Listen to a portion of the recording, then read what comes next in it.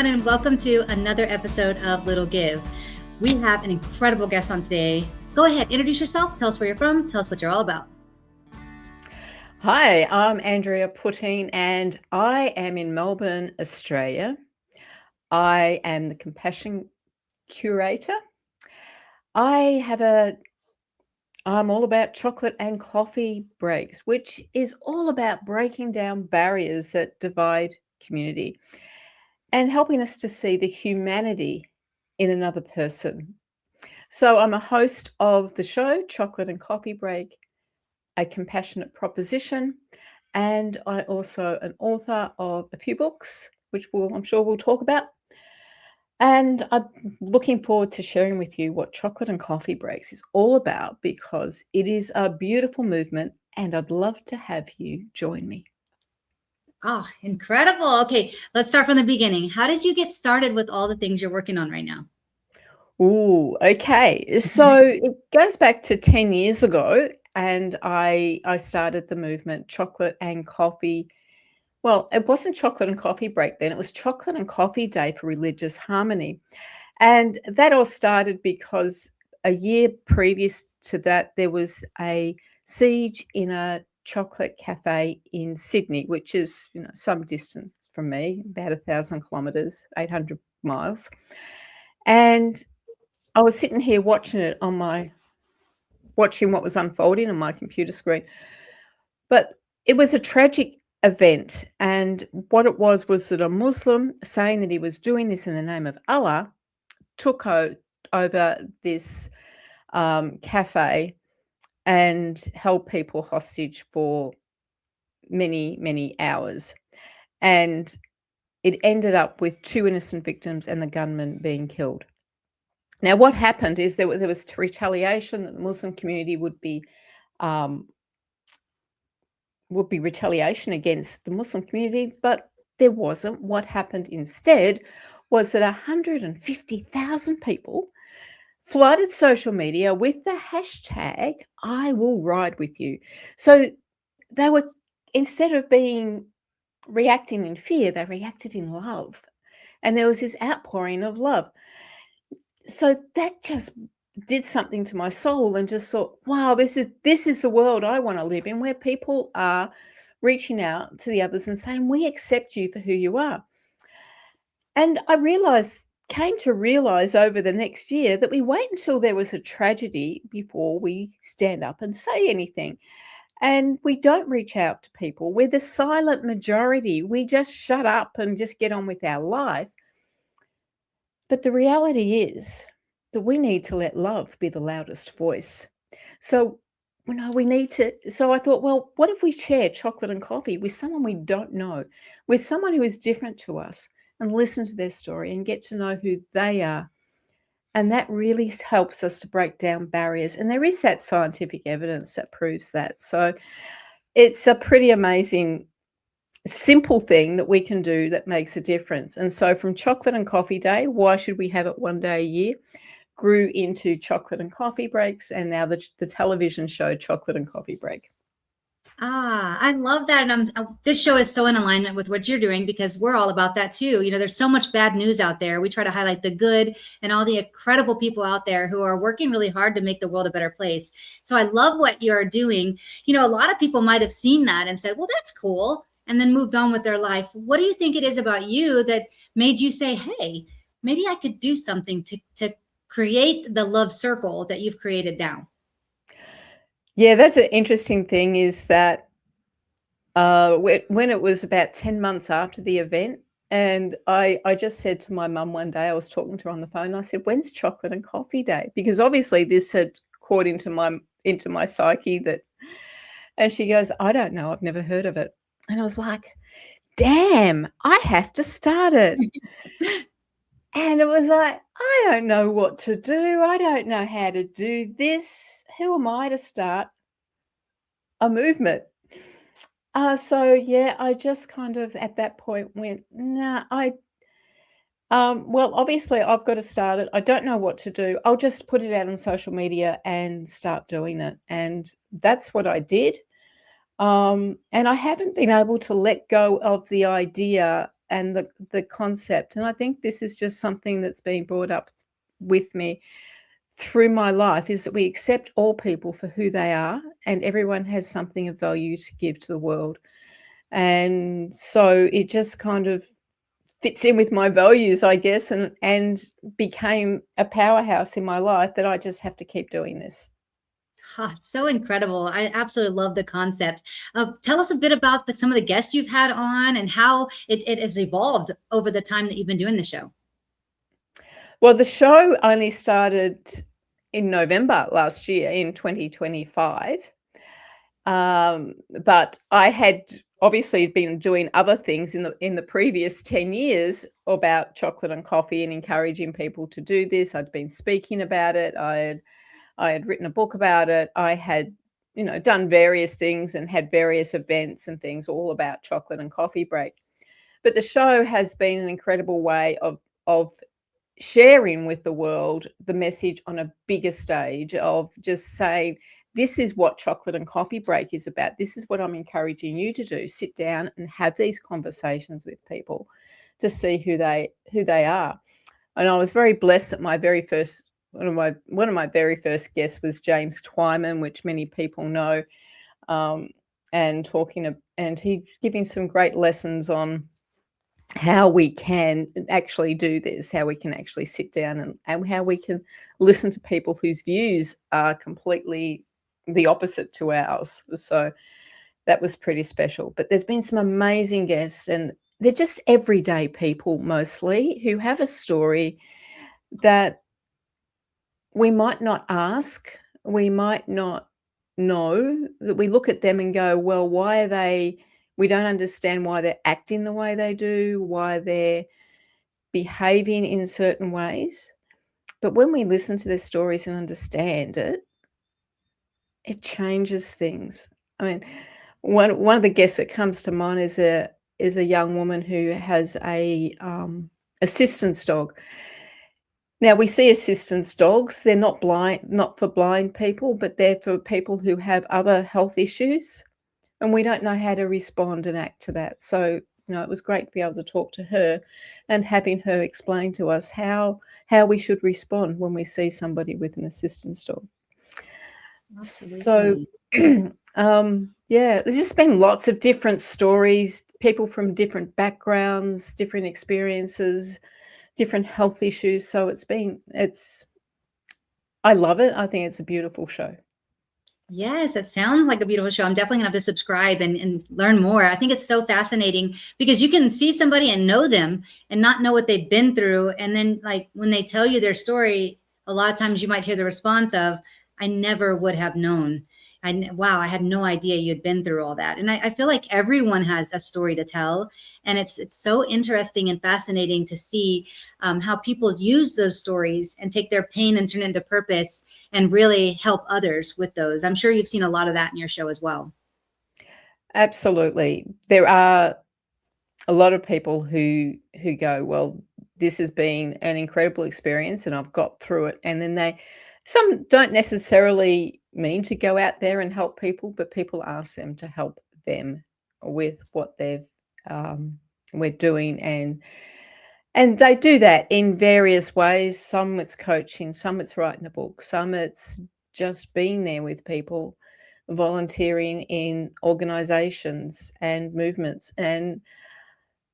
or even just responding to people over social media who have, joining those kind of groups and assisting along those lines. So it's just an incredible thing. And I just love to immerse myself in this because it's we get so much bad and horrible stuff happening that is flooding our social media, which is flooding the mainstream media. But let's look at this. Let's look at these wonderful things that people are doing in the world. It's pretty amazing, and it can fill our soul and our spirit that we can keep going when other things seem horrible. We can still see that there is so much beauty in the world. Hi, my name is Justin Clark, and I'm the president of the board of directors for Driving Single Parents, a 501c3 nonprofit serving the citizens of San Antonio and Bexar County, Texas. I'm here today to tell you a little bit about the great work that our organization is doing for the citizens of San Antonio. What you're about to see is just a few photos and videos of the way that we're changing lives for single parents in and around San Antonio, Texas. Our first giveaway took place in April of 2017, just one short month after the formation of our organization. John, a Bexar County resident, was the victim of a horrible drunk driver incident.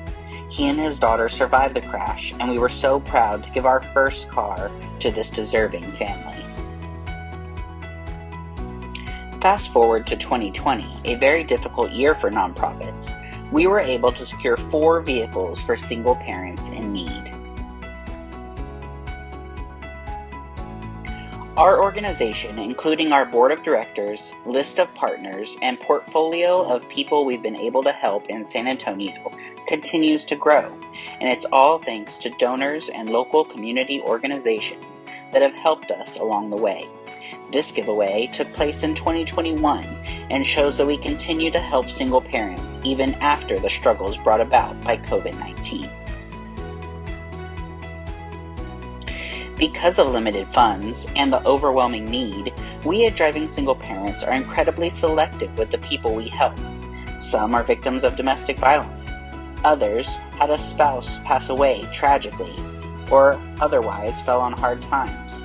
These single parents show adversity in the face of challenge and aren't looking for a handout. We offer a hand up and help get them back in the driver's seat.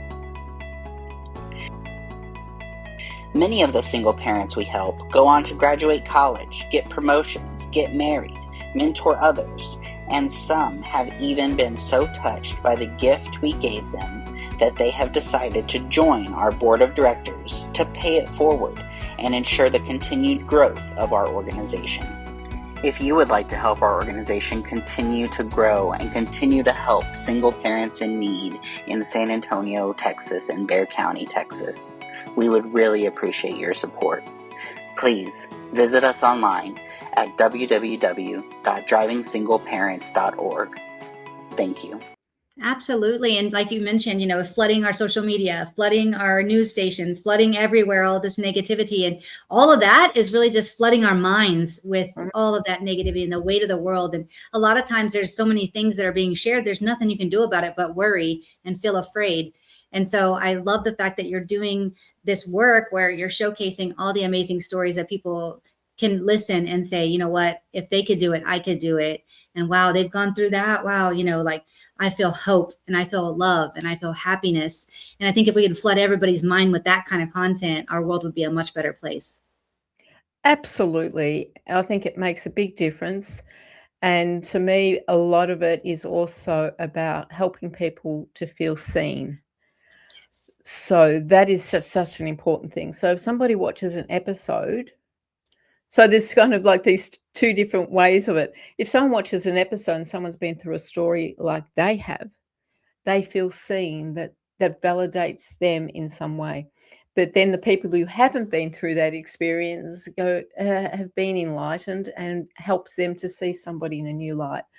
So it can be very powerful. I believe what I'm doing is a very powerful thing. And it's so simple, which is just something beautiful. Conversations over chocolate and coffee are just so simple that anyone can do this. And that's what I like to encourage. Is the whole reason I do the show is to encourage other people just to go, well, hey, if I listen to somebody's story, maybe I can see something different in them than what I thought. Maybe I might understand them a little bit better. I love it. I love the vision. I also know you're an author. Why don't you talk to us a bit about your books and your author journey and how you decided to go on the path you went with the books? Yes, well, I've written a few books. I had written a book previously with a co-author, but then he died not long after, so it kind of got shelved. But anyway, what happened is that I looked at what I was doing with chocolate and coffee breaks and what it meant to me and how exciting it was for me on an everyday basis. And that's the book about chocolate and coffee break. But which gives just a guide on how to have a chocolate and coffee break.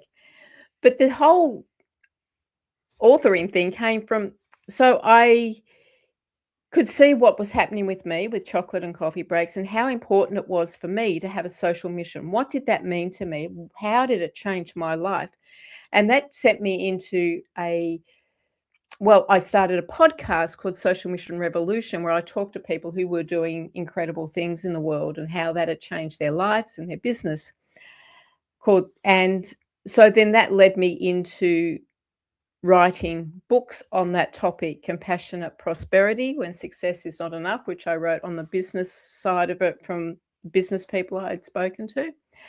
And then I wrote alongside that, Compassionate Purpose, Discovering a Life of Fulfillment, which is all about individuals and how to find your compassionate purpose where you can make a difference. And what I love about both books is that while they're different, they have similar kind of stories. So it can go from somebody who is a billionaire who had achieved everything in their lives and suddenly thought, well, and then realized that they had nothing left to live for, to being suicidal and going, nothing left, until somebody intervened and said, hey, find your, in my words, compassionate purpose, and that changed their lives, to the simplest things, to people who grow flowers in their front yard and take them to hospitals to share, to my elderly mother who passed in 2024. But when I spoke to her, when I was finishing the book Compassionate Purpose, I didn't know where to take it. I was like, I didn't know what the last chapter was going to be. So I went and spoke to my mum, and I asked her about social mission and what was important in the world. And here she was at the time, 85, I think, and she was struggling. She had a little walker and she couldn't walk very far, but she could walk down to the local shop, which was a couple of minutes away. And we talked about it. And for her social mission was that she would stop and talk to people who she felt needed someone to listen to them. And she would do that wherever she went. If she was in hospital, she would go, and as soon as she was able, she would walk around a hospital ward and talk to people who were lonely. And when she went into a home, into a aged care home, she would find ways to go and talk to people who didn't have visitors and things like that. So that was her social mission. So what I'm saying here is it can go from the most powerful thing with millions of dollars to put behind it to the simplest thing that anyone at any time can do. So that's what Compassionate Prosperity and Compassionate Purpose is basically about, and has the guidelines of how to find your compassionate purpose. Hi, my name is Andrew Fraley, and I believe that sometimes we all need a little bit of help.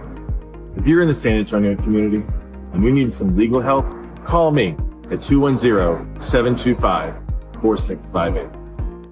I love that. That's just like such, like your mom was talking about, just talking to people who are lonely and might need a friend or just need someone to listen to them or have a conversation. That is so important. And I feel like it's so overlooked. And I know nowadays, we talked a minute ago about social media and all the things, but now everybody has the smartphone in their hand, and, they're either on the phone or they have their earbuds in, or they're walking, and they're basically trying to drown out everything else because this phone has become their entire world. And so I'm with you whenever your mom had said, like, hey, just talk to people, say hello, open a door, be kind. Those things really do make a big impact for people who don't have someone on their side. Yeah. And we don't know where that impact is going to go, how we can change somebody's life by just a few kind words. It can change their whole demeanor, their whole life. And then that changes how their relationships, and then that can change and change and change and change. They can keep rippling out for years. That just those kind words that you shared. Absolutely. Just that little bit can actually take that person's day to a much better place. And then they share that love with the next person, the next person, the next one. Like you said, that ripple effect of love and kindness really goes on forever. It's beautiful.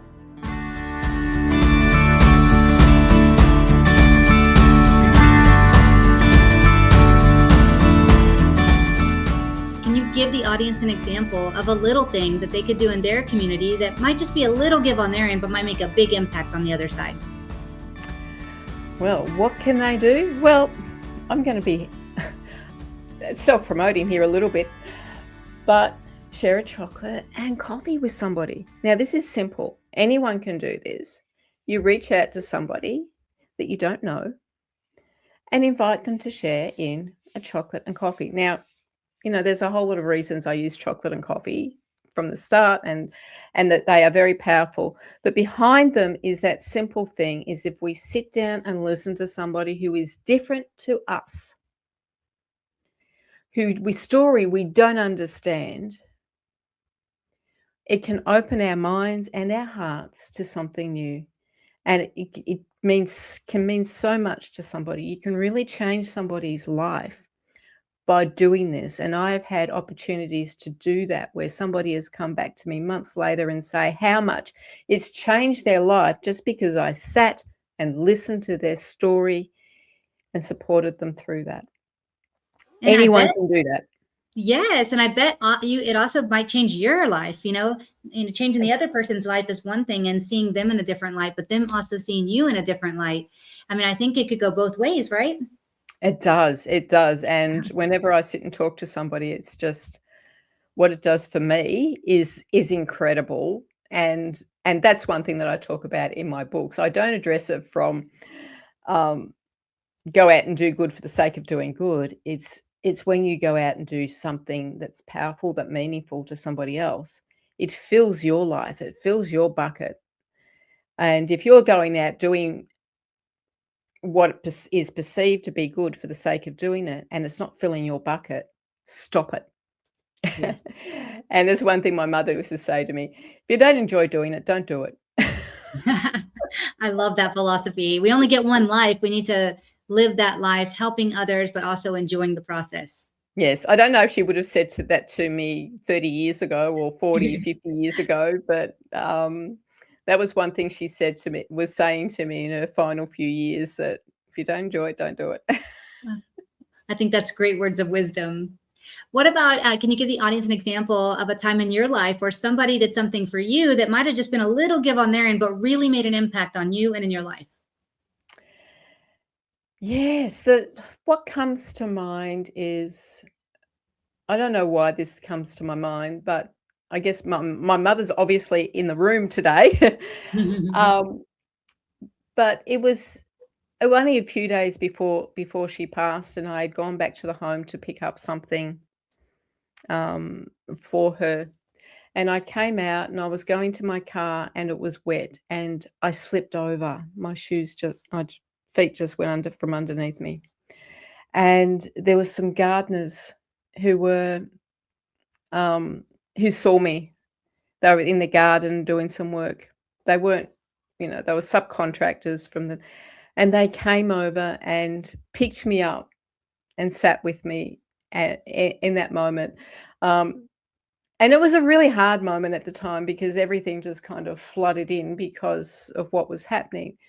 But just having someone pick me up and sit with me and make sure that I was okay, it just meant the world to me at that moment, that there was that kindness when I really, really needed it. Yes, kindness and compassion. That's Yeah. beautiful. And from someone you did not know, that could have easily have just, not, noticed you there or seen it and not want to get involved, so it's beautiful that they took the time to be there and sit with you and make sure that you were safe and you were okay. What a heartwarming moment. Yeah. Yes. Thank you for Absolutely. sharing that. What about nonprofits? Are there any nonprofits that you are excited about? There's one that I'm always excited about, and it's 123 Read to Me. And I absolutely love this one, and I love the founder. She's a beautiful woman. But what she does is she collects pre-loved books and shares them with children who don't have books in the home, so in low social economic book, homes. So, because she says, so if families are struggling to put food on their table, they can't afford to buy books. And so children in disadvantaged situations are going without books in their especially their preschool years, or even, beyond. And that puts them behind when they start school and they start their education.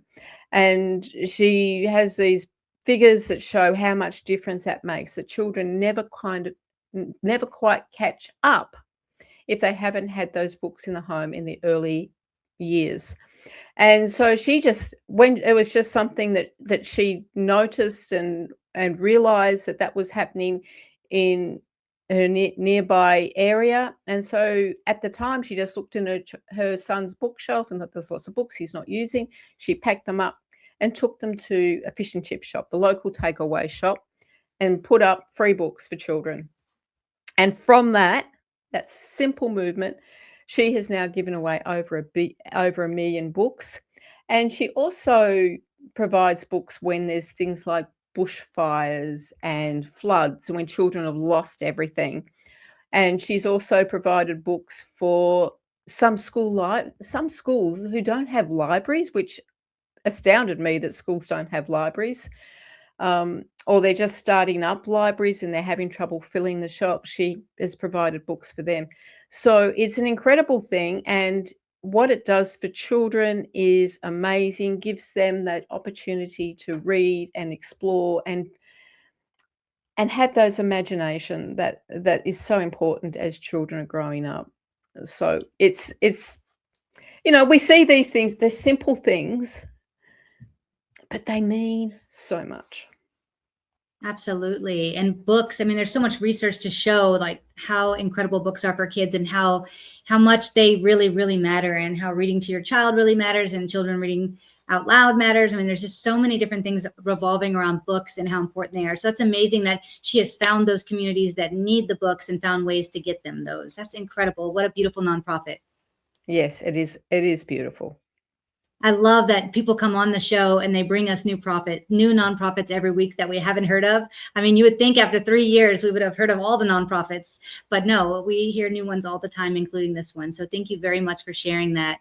Can you tell the audience where they can get to know more about you and all you do, get those books, watch your show, give us all the details?